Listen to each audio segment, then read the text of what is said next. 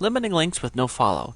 Just as we want to make sure that an effective navigation structure is set up, we also want to make sure that links are used in the best way possible. This means that sometimes on your blog, you might be linking out to things that you feel your visitors would benefit from, but that you don't want to how can I say this, leak any link juice to. Essentially what this means is the more sites that link to you, the better that your blog's going to do. However, every time you link out to another site, you're losing a little bit of that juice. So essentially, if your site's about dog training and you link out to another site about dogs because it's related, that's good. You want to show the search engines that you are linking to other sites that are related to yours. However, if your site's about dog training and you have a link about a new video game that you got just for the heck of it, this would be a good example of a time to use the nofollow attribute on your link. Let me show you how you do that. It's a simple thing that you just put in when you make the link.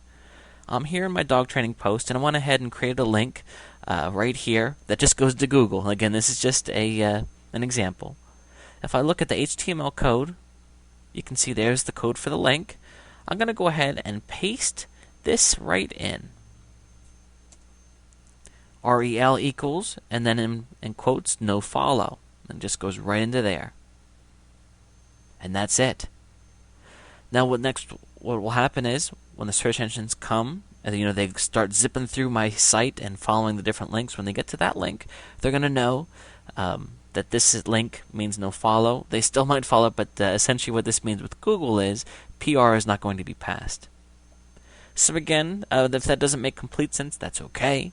Just know that if you have any links going out of your site that are unrelated to your site, having the no follow on them certainly isn't going to hurt, and I would suggest that you do that. Some people also, when they link to affiliate products, they put a no follow on that as well because, of course, they want the visitors to click on the link and buy the product, but they don't necessarily want to be leaking PR through to that affiliate product themselves. So that's how you use the nofollow. Again, you can refer to the documentation again for that specific code, but right there it is.